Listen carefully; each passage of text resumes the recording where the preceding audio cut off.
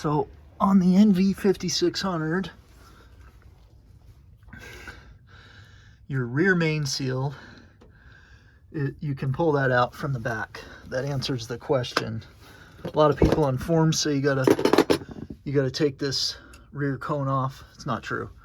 Pull it out from the back. I lost it. I don't know where it's at, but here's a little something. This is what I made.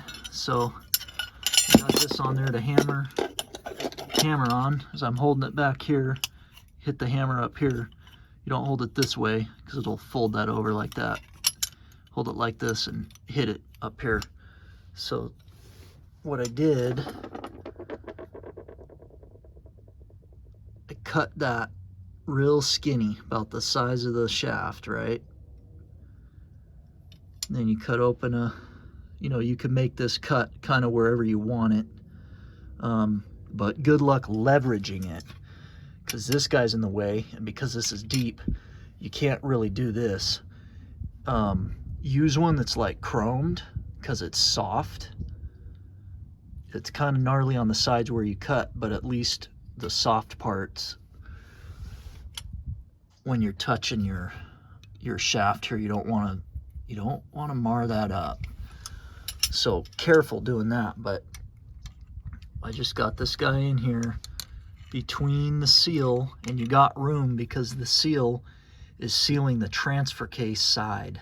It's not, obviously it's not sealing against that. So you got room to get in here, but you got to cut it thin to get in there. See if I can get an angle here where you can, yeah, you see what I'm talking about? Get in behind it. And it only sits this deep where that lip is. So you're not going to go deep. You're not going to go way in. You're not going way back here. Otherwise, you're going to grab the steel. But go in behind the gap, the seal right in here. Yeah, there you go. See that? And then smack this with a hammer like that, and it'll go. It's a pain. It took me a minute, and it was just destroying the seal. But kind of go around. It's going to start flaring it out. If you end up not being able to pop it out like this, it'll come out in one hit, and it just flew across the yard. I don't know where it's at. If you end up flaring the whole thing out, you can get up in here with something, be real careful, and try to tap it. Because once you flare it flat, if you end up bending the whole piece flat out, theoretically it'll crush easier like that. So you can get up in here with something, probably just a punch would be your best bet.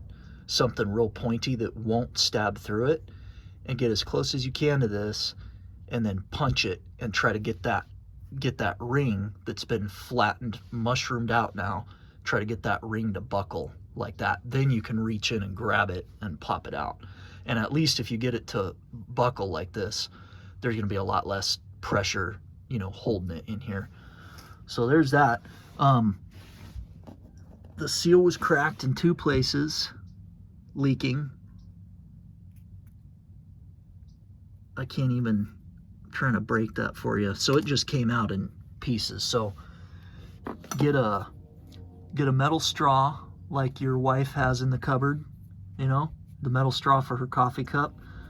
Put a bunch of electrical tape around it to fit your vacuum, and get up in there. There'll be a little fluid settling down in here. The bearing's back there. Get up in there and suck out as much as, get all that fluid out and get all that debris out of there. And what will be tucked, use this guy, what's going to be tucked right up behind this edge that you're not going to be able to get with the vacuum. Scoop it and push it back. Push it back there so you can get your wand back up in there and suck it out. And I was getting big chunks like this just stuck to the end, so you'll hear the vacuum suction kind of change, and something's plugged on there, and then slide it out and pull that off. So there's the rear main on the NV5600. The rear main, why am I calling it that? Anyway, you get the point. Yeah. No, output. The rear out, the the output, that's it. The output shaft on the NV600 and the input shaft on the transfer case. Mine was a 241 DHD, something like that. I just picked up both these seals at AutoZone. Probably a bad idea, but we'll see how long they last. Do not seal this. Do not put gasket maker here. If you have a leak, pull your transfer case off. Fix this. Well, it depends. If you do this, if you open it, do both. Do the output on the transmission and do the input on the transfer case. Do them both while you're here. If you only have red fluid and you can't see any brown fluid up here and you can smell it, if you come up in here and touch this, ideally grab it up here, feel that and smell it. If it smells like gear oil, it's your transmission. If it smells like god-awful ATF, it's the transfer case. And you could just do the transfer case like that or whatever. I'm going to show that in another video here in a second. On the transfer case side, I'm doing both. So anyway, there's some tips for you. This worked amazing. So make one of those, or you could try it with one of those pullers that's designed for this, but good luck. You know, they're this long, they got this big boat shaped thing, and you got to stab it, and honestly, it's just gonna rip out, and you're not gonna get the right leverage, and so I wouldn't bother with that. Make one of these. They might make something that's specifically for this that I'm unaware of, but so that's that. If you pull your transmission, just do your rear main on the engine. I just did that. That was all screwed up. Somebody that installed that marred up the whole edge. I had to use a Dremel tool before I pulled the main out. Before I pulled the seal, I used a Dremel tool with a real skinny, it was about not even an 1/8 round. It was about that long. Little sander, stone grinder rod. And I went around at an angle on the outside rim. Don't get that thing near your crank. Outside rim, real low speed, and just because when they hammered it, they knocked this outside rim and put a bunch of gouges in, but it was like, they were like chips like hanging in.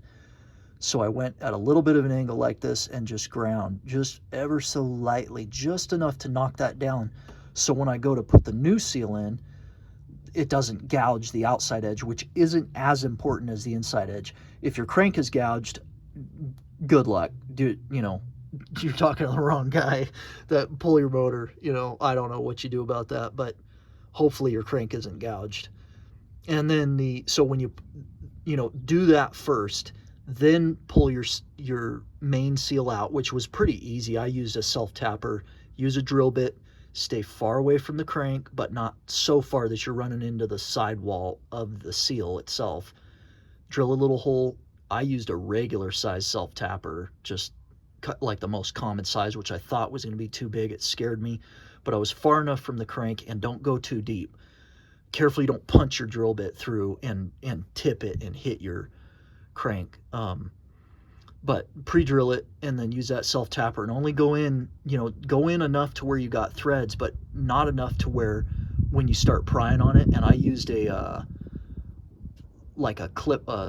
side cutter, and I just, I went this way, grabbed that screw and just slowly went like that, and it came out fairly easy. Grab the screw and pry it like that using the face of the crank. But don't put the screw in so deep, and don't pry it this way, because if it slips like that, as it comes out, your screw slips and goes and gouges your crank on the way out. Make sure that screw, if it tips, make sure it tips that way, because that seal is this deep. It's about, I don't know, almost 1/2 inch deep, so your screw can tip into the sidewall of the seal itself, and you're not going to gouge the sidewall of the case. So there's a little tip on that.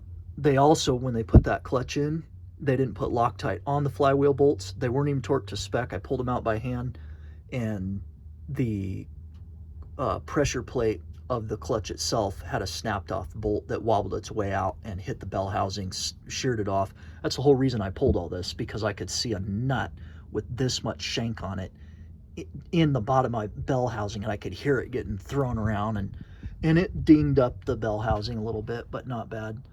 So yeah, use Loctite. There's that scenario.